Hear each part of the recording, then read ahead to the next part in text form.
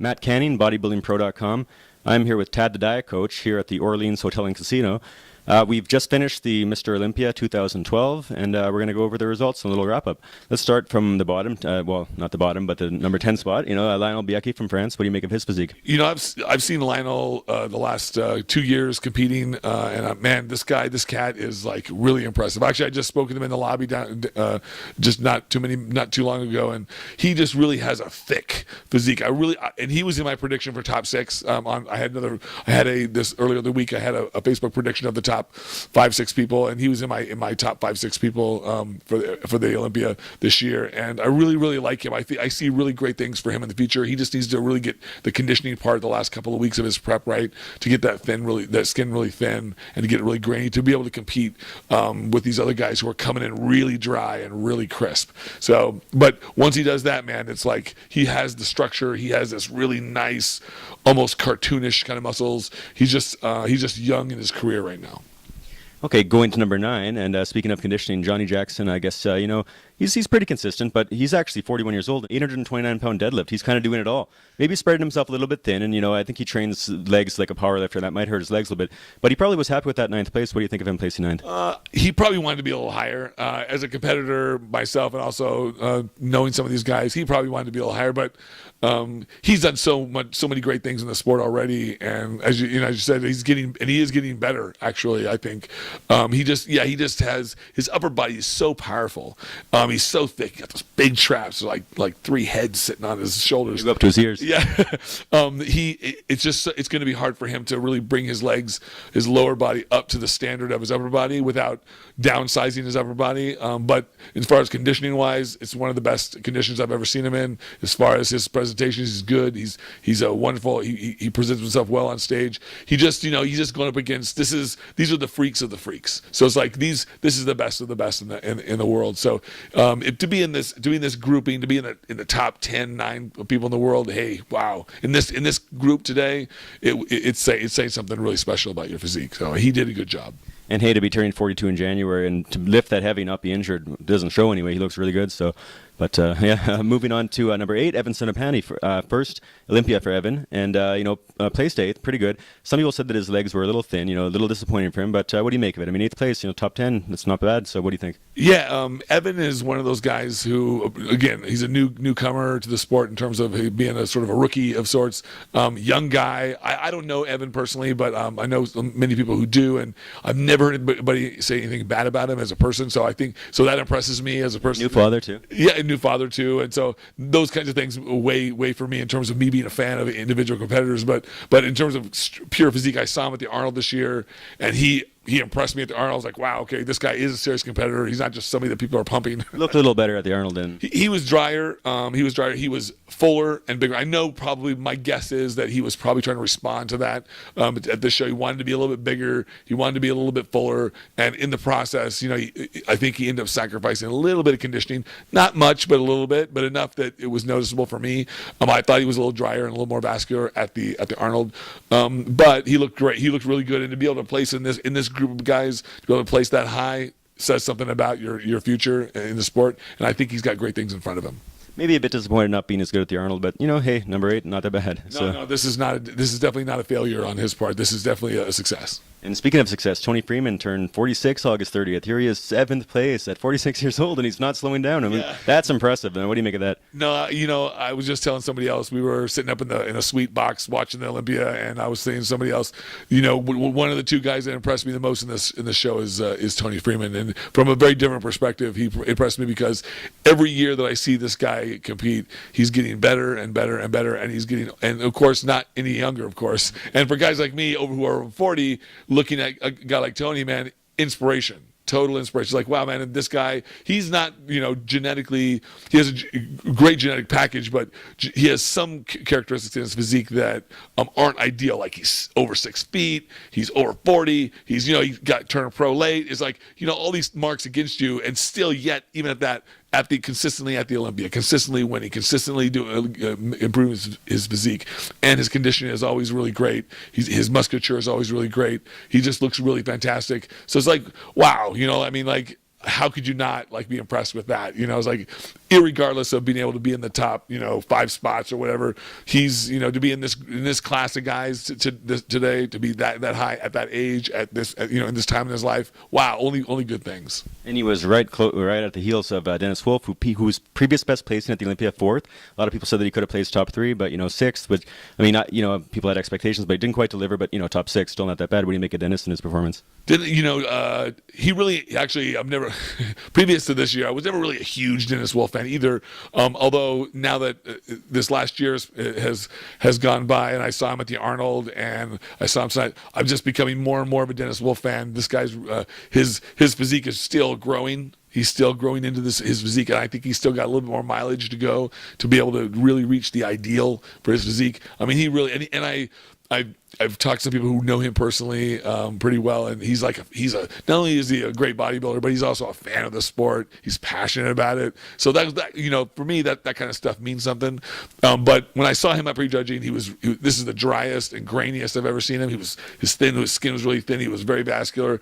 I thought that in the process of doing that, I think that he lost a little bit of fullness in his physique. And with a guy that high, with that kind of height, you can't lose fullness. He's got to be big. And so he lost a little bit of that. And I think that's what maybe pushed him back down a little bit. But still being, sixth at the Olympia in this group of guys, that's pretty good. But I really predicted him being a little bit higher. Actually, I predicted him being as high as 2nd place. And I really think that he probably has the potential to be an Olympia champion or in that top 1-2 spots, most definitely. He just has to put it all together. Timing's got to be right for him, because of his stature and because of the kind of physique that he has. But it's very, very possible for him, and I think it's in his future, in the near future, as long as he keeps on the same course he's going right now. Well, Dennis, he's 34 years old this year, so he's a tall guy, like I said, long limbs, has to fill it out. Branch Warren in 5th place. Now, he's a bit shorter for bodybuilder, so maybe to him he doesn't have the same problems Dennis has, but he also has to come in a certain way to be at his best, and he really wanted to be right up there. I mean, top 2, top 3, maybe even win the show. I think he wanted to win. Yeah. And he did, and he's number 5. So to him, maybe that's a disappointment. What do you make of him coming in 5th?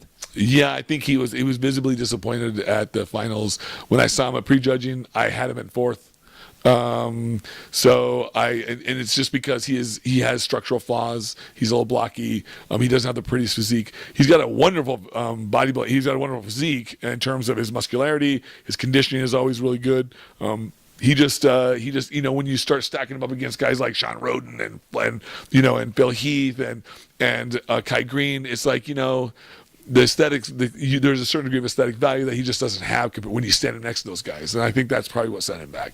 Terry, he was probably definitely disappointed. To me, he looked visibly disappointed with getting that placing. I know he came in here, especially after tearing his quad, coming back. He looked so great about a week or so ago, the pictures I saw, and then to come in here and to place where he placed, I think in his mind, that's, to me, I think that's probably a little bit of a disappointment. But if I think I know a little bit about what is going on inside his head, but if I'm right, this is going to push him to work even harder to come back next year and to just try to kill it. So my guess would be plan on seeing him at the Arnold and plan on seeing him at the Olympia. Now, speaking of Branch Warren, 37 years old, going on 38. You wonder how much time he has left. He's been training hard for a long time and really heavy. And you watch some of his videos, you could tell. I mean, injury waiting to happen sometimes, and he has been. Dexter Jackson, there's another bodybuilder over 40. I mean, he will be 43 years old in November, and here he is, top 4, the best he's looked since he won the Mr. Olympia in 2008. I mean, that's very impressive. What do you think about Dexter there? Well, just to backtrack just a couple steps, because I want to say something important about Branch, a big crowd favorite, obviously, but Branch in his life right now has had a couple really great things happen. He had his birth of his daughter. He had his birth of his daughter. He's married to a wonderful lady. Everything's going really well on many fronts in that way. And I think, to me, like, if I were to give him some advice, or if I were to if I was in his position, reflecting on this kind of win or disappointment, if you will, really not much. I mean, I would say that the things that are going right in my life are so much greater than the things that possibly are disappointments. So and I say that as a personal note, just because I know for a guy like Branch, he really, really wanted this bad, and it's like I could see it, and my heart goes out to guys like that, because for me, I struggle. I mean, I know for me as a competitor, I've struggled with those kinds of things over the years. And today, now my thought process is very different. It's all very process oriented. It's all very less destination oriented, and more dedicated towards my journey instead of the actual destinations. And those destinations tend to be, I think, good destinations tend to be consequences of a great process. And I think he's on a good process, but I would say my hope is that he reminds himself that he has that wonderful things are happening, even with a placing like this, which is a great placing for this group of guys. But Dexter, now moving forward to going Dexter, Dexter. Actually, this is the best I've seen Dexter look since he in 2008 when he won. I think this is the best, and I know he's been criticized for not coming in as crisp as he has before. Some people said, "Oh, it's because he's getting older." Some people say, "Oh, it's because he's lazy." Some people say, "Oh, I don't know what the real reason is, but whatever the reason is, I think he stepped his game up, and he looked really great. He's got more pep in his step on stage, because before I think he had a little bit of I don't know, he was a little bit too relaxed, I think, or something. But he honed in a lot of things that I think he has been criticized for, and it worked out good. And I think a fourth place placing here at this Olympia with this lineup is a success, and he looked the best he's looked. Now, I think maybe the biggest surprise of the show, Sean Fletcher-Tron Roden, off a pro win in Finland, so like it wasn't any shocker that he would be way up there, but top three. I mean, in a lineup where you had guys where you had how many guys vying for, like you may have been able to say this is 5 guys could have won the show, and I don't know if anybody had Sean up there, so what do you make about that top three? Well, my predictions on my Facebook predictions this last week, I had him in the top 5. And I know I got a little flack for that, but I think I was right, and I was right, and because I mean, I've seen this guy this last 2 years, and man, I mean, I'm just continually impressed by. He just has such a pretty physique. I mean, if this guy puts it together right, and he keeps moving at the pace he is, in 2 years, he's probably the new face. He's the new sort of look of bodybuilding. I mean, he really, really, truly, he's the next Flex Wheeler. Well, you don't build that structure in the gym. You're born with it. Yeah, God gives you that. And he's using it to his full potential. He's got such a nice little waistline. His glutes, quads, everything just fits together really nicely. And the only, he could use a little bit more character on stage, but but that's small stuff. I mean, his physique speaks for itself. He was in great shape. But for him right now, what's pushing him ahead of all these other guys is definitely his aesthetic value, the kind of shape that he has, the small joints, the full muscle bellies. He's not impressing people with how being really grainy and dry and hard and everything. That's not the quality that makes his physique valuable. The quality that makes his physique valuable is that he's pretty. He's got tiny little joints, nice muscle bellies, nice structure, and he looks and so when you stand him next to other guys, he looks like a bodybuilder, so to speak, So I'm impressed. Same here, and I was very surprised. Well, surprised because who really comes out of, not that he really came out of nowhere, but anyway, top 3, amazing for him. Top 2, now we're at Kai Green, second place. I thought if he comes in shape, which he did, it would be, between him and Phil Heath. And lo and behold, there he is, second place. Not a surprise to me that he was top 2. Some may have had the order different, but how do you feel about Kai Green coming in second place, narrowly missing that Olympia win? At the prejudging, I had Phil winning until they brought him out again in the prejudging for a second comparison, and I was like, whoa, he seemed to get a little better. He seemed to, and then when they were directly comparing him and Phil Heath, and I thought, it's going to be tight. It's going to be really close. And then afterwards, I talked to a lot of people, and everybody seemed to think Kai. Everybody seemed to think, oh, it's going to be really close. I felt it was going to be really close. I didn't think that Kai was going to win. Not that he wouldn't necessarily deserve it, because if they would have given it to Kai and Bill second, it wouldn't have been much of an argument for me. He looked great. This is the best I've seen him look. He brought his waistline down. He by bringing his waist down, I know that was the big focus for him and his team, to bring that waistline down this prep. But he also sacrificed a little bit of fullness and thickness that he normally has, and that probably, had he still had some of that in his upper body, even though he was still huge, and he would have. I think that it would have been even that much closer. But when you're going up against the current reigning champion, you can't just beat him by inches. You got to beat him by more than that. So it had to be an obvious win, and it wasn't that obvious. I don't think it was convincing enough for the judges, and I kind of saw it that way too. As a matter of fact, I know I did. I also, and there we are. We're on to the first place. Yeah. Phil Heath. I did have him winning. I thought that he was more crisp from the front, for example. He was a little bit harder. Very close. Like you said, very, very close. But still, to me, a decisive. Well, actually, no, I shouldn't say decisive. It was very, very close, and there's no question about that. Phil Heath, 32 years old, second Mr. Olympia. Now, Ronnie Coleman, when he won his first Mr. Olympia, and he went on to win 8, he was 34. Now, here's Phil with 2 already, 32 years old. I mean, that's very impressive. What do you make of Phil tonight? Phil, I know Phil personally. I love the guy. He's a great guy, and he's a wonderful physique. When I see Phil's physique, and I've said this in previous years, I think, wow, that's bodybuilding. Like he's got this really cartoonish look to him. He's got big arms, big shoulders. Everything's really bulbous. He gets criticized for being a little narrow in the shoulders. The big criticism I have for him at this particular contest would be in his front double bicep, he's pulling his shoulders up, and he really accentuates how narrow his shoulders are when he does that. And it only was obvious when he was standing next to Kai Green. He was doing this, and I'm like, he needs to pull those shoulders down, open himself up a little bit, and he'll look better. He didn't do it in other Olympias and other contests I've seen him at. Just this, I'm not sure if he was changing something or if it was just nerves or if it was just an anomaly. But whatever the case, I felt that he's, even barring that, that's the heaviest criticism I have. Even barring that, Phil, he comes in shape. He does his homework. He's got a cartoon-like physique. He's in my guesstimation, he's bodybuilding. Well, it's funny you say that he's narrow, and I'll tell you because I've spoken to Phil many times over the past 5 years since I met him in 07, and he and we really do have the same frame, and I'm a narrow guy, and he is this narrow. If he didn't have the muscle, I mean, we'd be the same height and the same frame, and that's not a wide guy. Yet he's really offset that by building up his muscle and building up his shoulders. But as you said, he has to pose as if he's narrow to make it look that he isn't. Because next to Kai, that's going to stand out, and he's going to look narrow, at least compared to Kai, who is so wide. So, Tad, any other final thoughts in closing about the Mr. Olympia results this year? Well, this year, the Olympia, it was a big show. I was really impressed with, from the 212s to the open men, so many guys. There wasn't anybody that I could think of that really was like off. So many guys at their best in one show. Exactly, so many guys at their best, and it was like, wow, like that is the way. If you want to win Olympia, that's the way to win it. You want to compete, that's the way to do it, because nobody got away with anything.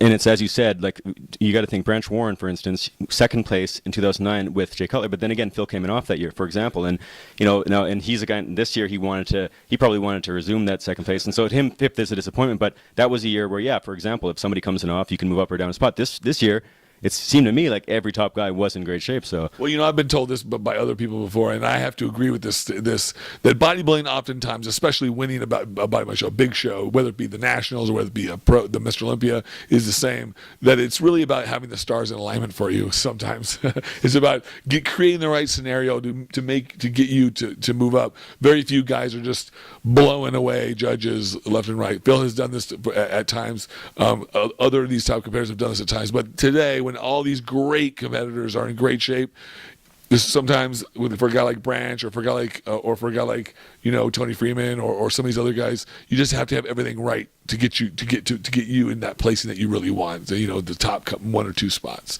It just wasn't in the cards for some of these guys, but that's okay. If it was me, I would not be disappointed with a 5th or a 6th or a 7th or an 8th place finish with a lineup like that. These guys were all good, and I think this is a reflection of some of the new standards that they're putting in place in the IFBB in terms of the qualification standards, where you pretty much have to win a show now, and they only have 5 spots or so that they're selecting from the point system.